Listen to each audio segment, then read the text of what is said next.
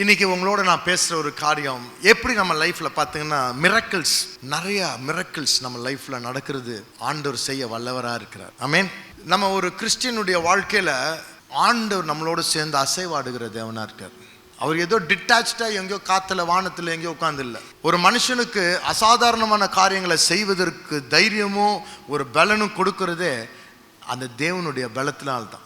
இன்னைக்கு நம்ம லைஃப்ல ஒரு சிக்னஸ் இருக்கலாம், தீராத நோய் இருக்கலாம், பிரச்சனைகள் இருக்கலாம். ஆனா இந்த பிரச்சனைகளும் ப்ராப்ளம்ஸையும் ஓவர் கம் பண்றதுக்கு நம்ம தேவன் அற்புதத்தை செய்கிற தேவனா இருக்கிறார். நம்ம ஆண்டவருடைய திட்டங்களும் ஞானங்களும் ரொம்ப பெருசுங்க. அதை மட்டுப்படுத்துறவங்க பேய் கிடையாது, பிசாசு கிடையாது, நம்ம தான். சும்மானா பேய்ன்னு சொல்லாதுங்க. பேய் ஒன்றும் என் ஃப்ரெண்டு கிடையாது சப்போர்ட் பண்றதுக்கு. நம்ம சாக்கு போக்கு சொல்லாதுங்க. பேயை பிடிச்சி நம்ம பிடிக்கிற விதம் பிடிச்சிட்டா சாதாரண ஆளுங்க தானேங்க பைபிளில் சிறந்த காரியங்கள் அசாதாரண காரியம் செஞ்சது. நம்ம ஏங்க கவனம் இல்லாமல் ஏதோ தானோன்னு எதுக்கோ ஒன்று வாசித்துட்டு போகிறோம். ஒரு டைம் எடுத்து ஆண்டவரோட கனெக்ட் பண்ணோம். இந்த வார்த்தை அந்த அதிசயங்கள் நடக்கணும், எனக்கு அற்புதமாக பணம் சேரணும், எனக்கு ஒரு உயர்வு வரணும். அந்த எலியா காலத்தில் நடந்த காரியம் தீர்க்கதரிசிகள் காலத்தில் நடந்தது. நேற்றும் இன்றும் என்றும் மாறாத தேவன், இவர் உண்மையுள்ள தேவன், என் வாழ்க்கையில் அற்புதத்தை செய்வார், அவரால் ஆகாதது ஒன்றுமில்லை, இதை நான் பிடிக்கணுமே அப்படின்ற ஒரு யோசனையில் நம்ம பிடிச்சிட்டோன்னா நம்ம வாழ்க்கை எப்படி போகும்? சூப்பராக போகும்ல. அப்போ பாருங்க, நம்ம வாழ்க்கையில் நமக்கு நல்ல சுகம் கொடுக்கணும்னு ஆண்டோடைய சித்தம். ஒரு வசனத்தை நான் காமிக்கிறேன். 3 யோவான்ல 1-2. பிரியமானவனே, உன் ஆத்துமா வாழ்கிறது போல நீ எல்லாவற்றிலும் வாழ்ந்து சுகமா இருக்கும்படி வேண்டுகிறேன். அம்மா, அப்பா, ஐயா, தங்கச்சி எல்லாம் கேளுங்க. ஆண்டோடைய வசனம் என்ன சொல்லுது? நீ எல்லாவற்றிலும் சுகமா இருந்து வாழணும்னு ஆண்டவர் வாஞ்சிக்கிறாருங்க. நீ கஷ்டப்படணும், வியாதியில் இருக்கணும், ஒன்றும் இல்லாமல் போகணும், அந்த மாதிரி ஒரு காரியங்களே ஆண்டவர் இல்லை. ஆண்டவருடைய நோக்கம் நீ நல்லா இருக்கணும், நீ வாழணும். இன்னொரு ஓல்ட் டெஸ்டமெண்ட்ல ஒரு வசனம் காமிக்கிறேன். எக்ஸோடஸ் 15:26. நீ உன் தேவனாகிய கர்த்தரின் சத்தத்தை கவனமாய் கேட்டு அவர் பார்வைக்கு செம்மையானவர்களை செய்து அவர் கட்டளைகளுக்கு செவி கொடுத்து அவருடைய நியமங்கள் யாவையும் கை கொண்டால் நான் எகிப்தியருக்கு வர பண்ணின வியாதிகளில் ஒன்றையும் உனக்கு வர பண்ணேன். ஒன்றையும் உனக்கு வர பண்ண மாட்டேன் சொன்னது யாரு? நானே உன் பரிகாரியாகிய கர்த்தர் என்றார். தேங்க்யூ. நீங்க எதுக்கு சொல்றேன் பாருங்க. இன்றைக்கு கர்த்தர் சொல்ற காரியம் என்னது? அந்த காரியங்கள் எகிப்துக்கு வரும், ஆனா உனக்கு வராம நான் பார்த்துக்குவேன்றாரு. இது எங்க நடந்துச்சுன்னா, கசப்பான மாறா தண்ணி ஆண்டவர் அற்புதம் செய்யறார். கரெக்டா? அப்ப ஆண்டவர் சொல்றாரு, இன்றைக்கு உங்க வாழ்க்கையில இதை நீங்க, உங்களுக்கு நான் சொல்ற ஒரு காரியம் ஒருவேளை உங்களுக்கு இதை எப்படி ஏத்துக்கிறீங்கன்னு தெரியல, ஆனா கர்த்தர் எப்படி அற்புதங்களை உன் வாழ்க்கையில செய்வார். உன் வாழ்க்கையில ஒரு சுகம், உங்க வாழ்க்கையில ஒரு விடுதலை. இது வரைக்கும் கஷ்டம் மேல கஷ்டம், தரித்திரம் மேல தரித்திரம், வருத்தத்தின் மேல வருத்தம், இழப்பின் மேல இழப்பு. ஆனா என் வாழ்க்கையில ஒரு விடுதலை வேணுமா? அப்ப என்ன ஆகும்? அந்த மாதிரி நெருக்கத்துல யாரா எனக்கு உதவி செய்தா போதுமே, யாரா ஒரு நல்ல மனுஷன் வந்தா போதும், ஒரு ஊழியக்காரன் வந்தா போதும், இப்படிதான் நமக்கு யோசனை இருக்குது. எல்லாருக்கும் அப்படிதான் இருக்கும். ஏன்னா நம்ம ரொம்ப டவுனா இருப்போம். அப்ப யாரா ஒருத்தர் ஜெபம் பண்ணி தலையில ஏதாவது தட்டிக்கிட்டு ஏதாவது நல்லபடி ஆயிடுச்சுன்னா போதுமே, நமக்கு ஒரு அற்புதம் நடந்தா போதும், எப்படியா நடந்தா போதும் சாமி அப்படின்னு ரொம்ப ரொம்ப உடஞ்ச நிலைமையில அப்படிதான் இருக்கும். அது தப்பு கிடையாது. ஆனா அப்படியே இருக்கக்கூடாது. என்ன ஆகணும் தெரியுமா? எனக்கு நல்ல காலம் நடக்கணும்னா என்ன செய்யணும்? எவனா ஒருத்தன் வந்தா தூக்கி விடுறான்னு இல்லையா? எப்படி வசனம் பிரகாரம் நமக்கு நடக்கும் தெரியுமா? அவர் தன்னுடைய வார்த்தை மூலம், அவர் கீழ்ப்படுகிறது மூலம் நம்ம வாழ்க்கையில அற்புதம் செய்யறதுக்கு தான் அவர் வசனம் கொடுத்துக்கிறார். When you obey the Lord, அந்த வசனத்தை ஃபுல்லா வாசிங்க. இப்போ திருப்பி வரும். நீ என்ன பண்ணும்? Diligently heed my voice. Miracles எப்போ ஹேப்பன்னா, miracles happen when we obey the word of God. நான் சொன்னது அதானே. ஆண்டவருடைய வசனத்தை கீழ்ப்படுறது மட்டும் இல்ல, ஆண்டவருடைய நிபந்தனைகள், காட்ஸ் கண்டிஷன்ஸை மீட் பண்ணோம். கடவுளுடைய வசனத்தை கீழ்ப்படிஞ்சு கடவுள் வச்சிருக்கிற கண்டிஷன்ஸ், அந்த கண்டிஷன்ஸை ஃபுல்ஃபில் பண்ணாதான் நம்ம வாழ்க்கையில் ஒரு பெரிய காரியங்கள் நடக்கும். இதுதான் உண்மை. ஆனால் இது நிறையா பேருக்கு குஷியாக இருக்காது. நீ சும்மா வா, நான் உனக்கு ஜெபம் பண்ணுறேன், ஜீம் பூம் பாம் எதாவது நடந்துடும், நீ எப்படி இருந்தாலும் பரவாயில்ல, ஏன்ட்டா அபிஷேகம் இருக்குது, உன்னை சரியாக்கிடும். அப்போ நமக்கு ஒன்றுமே செய்ய தேவையில்லை, அவர் தான் இருக்கிறார் தலைவர், எதாவது தட்டி தூசி கீசியெல்லாம் விரட்டிட்டாருன்னா போதுமே. இது நடக்கிறது இல்லை. அந்த மீட்டிங்க்கு 100 வாட்டி போயிட்டே இருப்பான், அதே பிரச்சனையோட தான் போயிட்டு வருவான். விடுதலை ஆகின கதையே இருக்காது. ஆண்டுடைய அபிஷேகம் வரப்போல அதிசயங்கள் நடக்குது சார். பட் அதை மெயின்டைன் பண்றது எப்படி தெரியுமா? You need to be plugged into God, you need to remain in God. ஆண்டுடைய அற்புதங்களும் அதிசயங்களும் செழிப்பை பெற்றுக்கொள்றதுக்கு நீ நாட்டப்பட்டு இருக்கணும், நீ கீழ்ப்படுதலின் வழியில இருக்கணும். கீழ்ப்படுதலை விட்டு வெளியே போல கண்டிப்பா ஒரு அடி வருது. பைபிள் ஃபுல்லா பாருங்க, வருதா வரலையா? ரோட்லயே என்ன ஆகுது? ஸ்பீட் லிமிட் தான்னா ஆக்சிடென்ட் ஆயிடும்ன்றாங்க. கரெக்ட் இல்லையா சார்? இன்னைக்கு நம்ம லைஃப்ல வந்து ஆண்டவர் வச்சுக்கிற கண்டிஷன்ஸ்.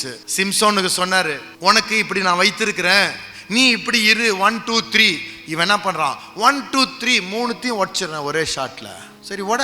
ஆனா ஆண்டவர் ஞானி, அவர் அடைய வேண்டியதை அவர் அடைச்சிட்டு போயிட்டாருப்பா. அவர் செய்ய வேண்டியதை செஞ்சுட்டு போயிட்டாரு. இழந்தது யாரு?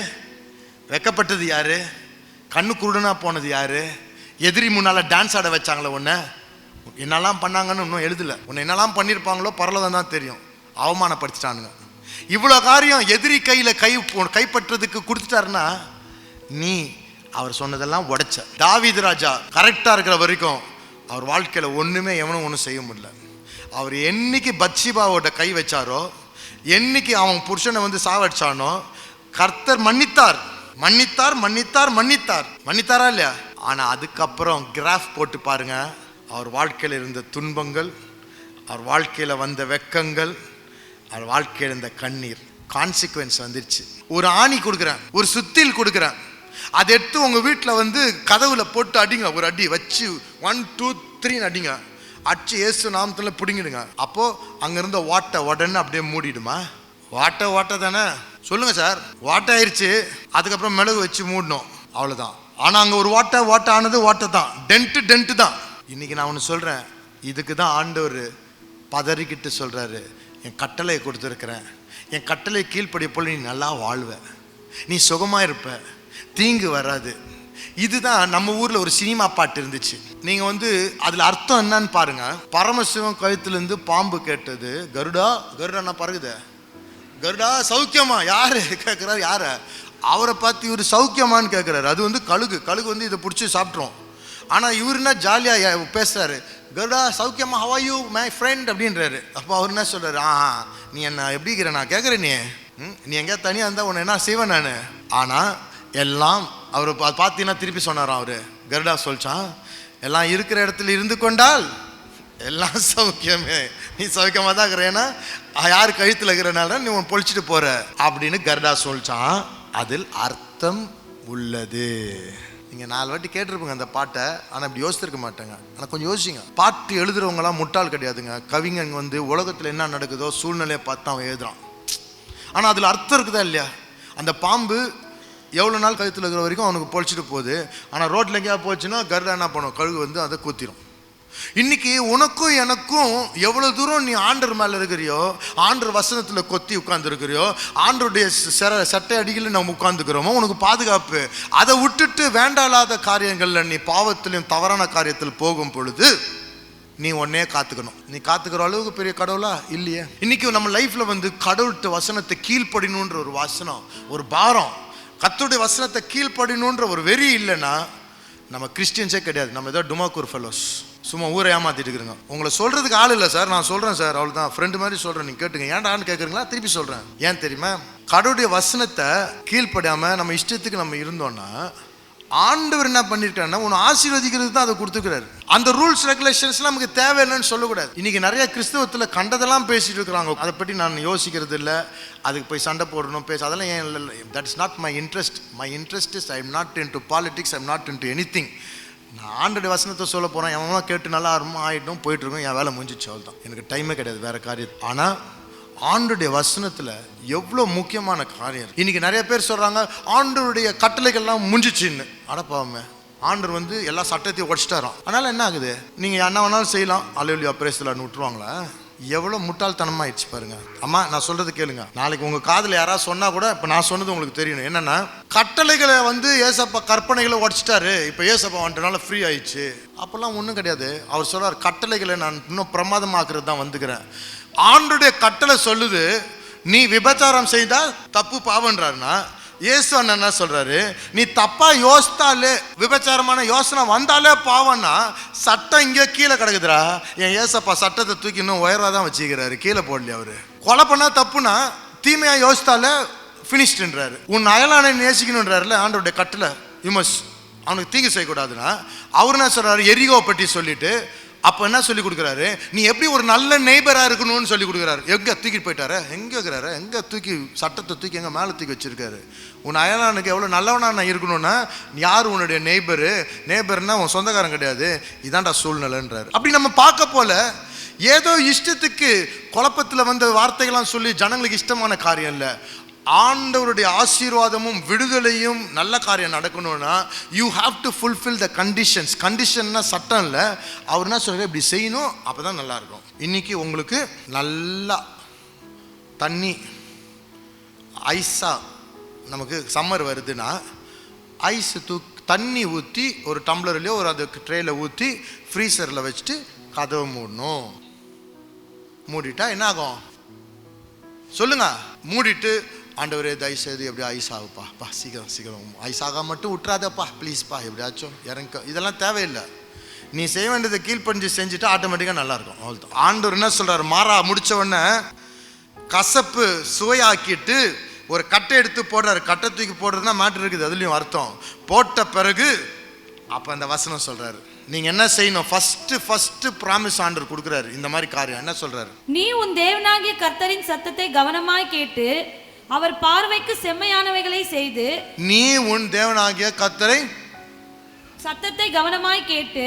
நல்லா கேளுங்க, நம்ம எப்பேற்பட்ட ஜனங்களா இருக்கணும், நீ கீழ்ப்படுகிறதுக்கு முன்னால கடவுள் சத்தத்தை கேட்கறவனா இருந்தா தான் உனக்கு கீழ்ப்படுதலே வரும். ஃபர்ஸ்ட் நீ கடவுளுடைய சத்தமே கேட்கறதுக்கு அறிவில்லை, ஞானம் இல்லை, பழக்கம் இல்லை, நேரம் இல்லைன்ட்டா நீங்கள் கண்டிப்பாக கீழ்ப்படுகிறதுக்கு உங்களுக்கு கேட்கவே நான் தேவையில்லை. கரெக்டாக வரவே வராது. உன் தேவனாகிய தேவனுடைய சத்தத்தை கேட்கறதுக்கு நீ இடம் கொடுக்கணும், காத்திருக்கணும், அவரை பாசமாக நேசிக்கணும், அவருடைய வசனத்தில் தியானிக்கணும். என்னோட பேசுங்கப்பா, என் மூளை இல்லைப்பா, மற்றவங்க சொல்கிறது இல்லைப்பா, எனக்கு கற்றுக் கொடுங்க. எவ்வளோ சீரியஸ் தாமா. நல்லா இருக்க போல வருதில்லை நிறைய பேருக்கு. நிறைய பேருடைய வாழ்க்கையில் நல்லா இருக்கிற காலத்தில் வருதில்லை. கஷ்டமும் நஷ்டமும் வீடை உடஞ்சி பிரச்சனைகள் வந்த பிறகு அவங்களுக்கு ஒரு பாரத்தோட தேடுறாங்க. இதுதான் இஸ்ரேல் ஜனங்கள் செஞ்சது. நல்ல அற்புதம் வந்த உடனே கடவுளை மறந்துடுவாங்க. அவங்கள 40 வருஷம் போட்டு ஒருத்தன் உயிரெடுத்த பிறகு கண்ணீர் சிந்தி ஆண்டவரை தேடுவாங்க. அதுக்கப்புறம் ஆண்டவர் ஒரு விடுதலை செய்வார். அதுக்கப்புறமாக ஜாலியாக மறந்துடுவாங்க. இது மனுஷனுடைய இருதயம்.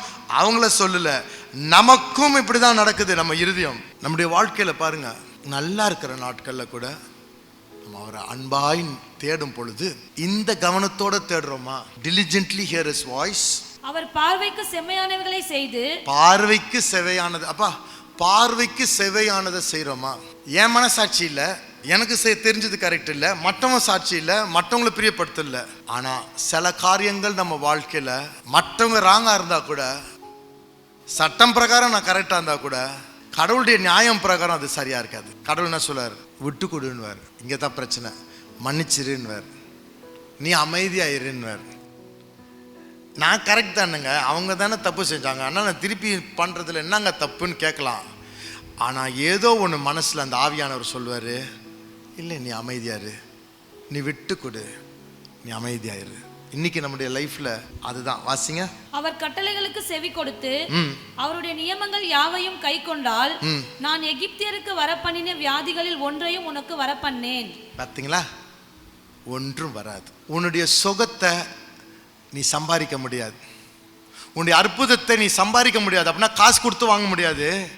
அது ஒரு ஈவு. சிலுவையில் முடிச்சிட்டாரு. நீ அவரை விசுவாசித்து, அவருக்கு கீழ்ப்படிந்து, அவரை நேசித்து, அவரோடு நம்ம சரியாகும் பொழுது தான் நம்ம வாழ்க்கையில் இவைகளெல்லாம் அற்புதமான காரியங்கள் ஃபஸ்ட் கிளாஸாக மூளையில் யோசிக்காமல் நம்ம வாழ்க்கையில் நடக்கும். கடைசியாக ஒன்று, நம்ம வாழ்க்கையில் இருளான ராஜ்யங்கள் எதுவும் நம்ம வாழ்க்கையில் இருக்கா? இருளுக்கு சம்பந்தமான காரியங்கள் நம்ம வாழ்க்கையில் இருக்கா? நீங்கள் இல்லைங்க, எங்கள் வீட்டில் அப்படி தான், எங்கள் மனைவி சைடில் அப்படி தான், எங்கள் ஊர் பக்கம் அது பரவாயில்லன்னா அப்படியே இருங்க. ஆனால் உன் வாழ்க்கையில் இருளுக்கு சம்பந்தமான காரியங்களை என் வாழ்க்கையிலேருந்து எடுத்து போடணும். கடவுளுக்கு பிரியமில்லாத காரியங்கள், இருள், கிங்டம் ஆஃப் டார்க்னஸ், விக்கிரக ஆராதனைகளோ இல்லை வேண்டாத காரியங்களோ பைபிளில் எழுதியிருக்கு. இதை ஆராய்ச்சி பிடுங்கி போட்ட பொழுது கர்த்தர் என்ன சொல்றாரு? அற்புதத்தை செய்வார் நம்ம வாழ்க்கையில். தேசத்தில் சேமம் உண்டு பண்ணுவார், நீ வேண்டாத காரியங்களை விட்டு மனம் திரும்பும் பொழுது. அதனால் நம்ம வாழ்க்கையில் ஆண்டவர் அடுத்த படி கொண்டு போறாரு. யாரோ ஒருத்தர் ஆசீர்வாதம் போட்டார், ஜெபம் பண்ணாருன்றது அப்படி ஒரு வியாக்கியானத்தில் நீங்கள் இருந்தீங்கன்னா அது உங்கள் இஷ்டம். ஆனால் வசனம் பிரகாரம் நீங்கள் பார்த்தீங்கன்னா நீங்கள் இந்த காரியங்களெல்லாம் செய்யும் பொழுது ஆட்டோமேட்டிக்காக ஊற்றின தண்ணி ஐஸ் கட்டியாக மாறிடும் உங்கள் வாழ்க்கையில். உங்களுக்கு ரொம்ப யூஸ்ஃபுல்லாக இருக்கும். இன்றைக்கி உங்கள் வாழ்க்கையில் கூட கர்த்தரோடு சரி செய்து மூளை யோசிக்காமல் நமக்கு ஆண்டவரை நம்பி பரிசுத்தாவியானவர் என்னை சுகப்படுத்துவார் அப்படின்ட்டு நம்ம வாழ்க்கையில் இருக்கிற காரியங்களை அறிக்கையிட்டு விட்டு மனஸ்தாபப்பட்டு ஆண்டோடு சரி செஞ்சிட்டோன்னா நம்ம வாழ்க்கையில் பிசாசு ஒன்றும் நம்மளை தொட முடியாது. நம்ம வாழ்க்கை ரொம்ப ப்ரொடெக்டடாக இருக்கும். உங்களுக்காக நான் ஜெபம் பண்ணி நான் முடிக்க போகிறேன். அப்பா, இந்த நாளில் கூட எங்கள் வாழ்க்கையில் ஜனங்கள் இருப்பாங்க, ஜனங்க போயிடுவாங்க ஆண்டவரே. ஆனால் நீங்கள் எங்களோட எப்படியும் இருக்கணும், நீங்கள் எங்களுக்கு யுத்தத்தை செய்யணும். அந்த பைபிள் இருக்கிற ராஜாக்கள் நல்லா இருக்க போல எப்படி இருந்தாங்க? உங்களை விட்டு போனாங்க, விக்கிரத்தை பின்னால் போனாங்க, உமக்கு பிரியமில்லாத காரியத்தை செய்த உடனே அவங்களுக்கு எதிர்த்த ஆட்கள் முன்பாகவே இவங்க அடிமையாய் மாறினார்கள் ஆண்டவரே. இதை நீர் வசனத்தில் எழுதி வைத்திருக்கிறப்பா. இந்த நாளில் கூட உமக்கு பிரியமில்லாத காரியங்கள் எங்கள் வாழ்க்கையில் இருக்கிற பாவத்தை விட்டு திரும்பணும் ஆண்டவரே. ஆண்டவரே, எங்களுக்கு தெரிஞ்ச பாவத்தை அறிக்கைட்டு விடணும் ஆண்டவரே. இதெல்லாம் நீர் வச்சிருக்கிற கண்டிஷன்ஸ் எங்களை சுத்திகரிக்கிறதுக்கும் எங்கள் வாழ்க்கையில் பெரிய காரியங்களை செய்யறதுக்கும் நீர் வைத்திருக்கிறீரப்பா. இப்பொழுது கூட எங்களுடைய வாழ்க்கையில் பெரிய அற்புதங்கள் நடக்கிறதுக்கு தடை எல்லாத்தையும் நீக்கிங்க. ஒரு நிமிஷம் உங்கள் மனசில் நீங்கள் ஆண்டவர்கிட்ட நோக்கி கேளுங்க. என் வாழ்க்கையில் உங்களுக்கு பிரியமில்லாத காரியம்தான் எனக்கு வெளிப்படுத்துங்க ஆண்டவரே, நான் விட்டு விடுகிறேன் ஆண்டவரே, என்னை சுத்திகரிங்க. பரிசுத்த ஆவியானவர் என் மேல் இறங்கி ஒரு அற்புதம் செய்யும், நான் எதிர்பார்க்கிற ஒரு முடிவை தாரும், என் வாழ்க்கையில் ஒரு உயர்வை தாரும்னு கேளுங்க. அப்பா, இந்த நாளில் கூட உங்களுடைய பிள்ளைகளை ஆசீர்வதித்து பலப்படுத்துங்க. நீங்கள் சொன்னுங்க, அந்த வியாதி ஒன்றும் உன்மேல் வராதபடி நான் பார்ப்பேன். உன்னை தொடுகிறவன் என் கண்மணியை தொடுகிறவன், உனக்காக நான் யுத்தத்தை செய்வேன், உன்னுடைய எதிரிகளின் எதிரியாய் நான் மாறுவேன் சொன்ன தேவனே, இந்த நாளில் கூட நீர் அற்புதத்தை செய்யுங்க. வந்த ஒவ்வொருவரையும் பிளஸ் பண்ணி அனுப்புங்க. இயேசுவின் மூலம் கேட்கும் பிதாவே, ஆமென்.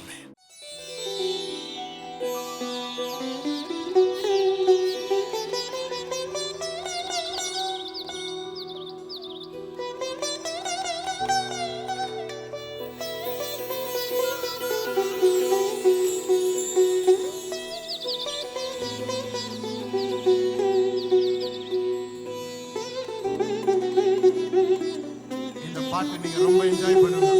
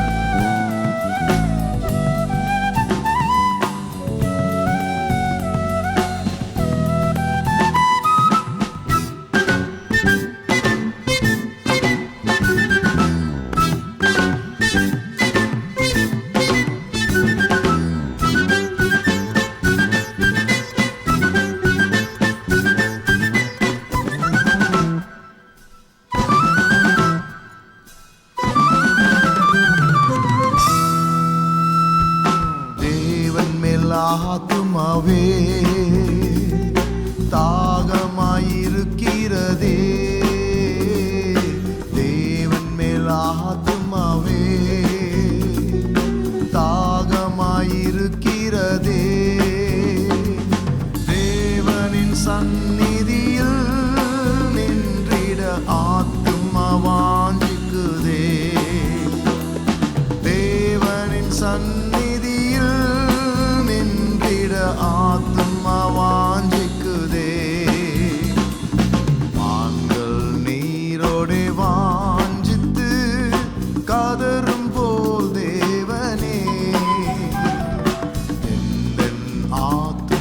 உம்மையே வாஞ்சித்து கதறுதே.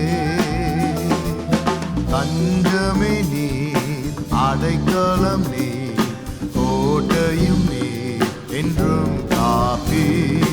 தஞ்சமே நீர், அடைக்கலம் நீர், கோட்டையும் நீர், என்றும் காப்பீர்.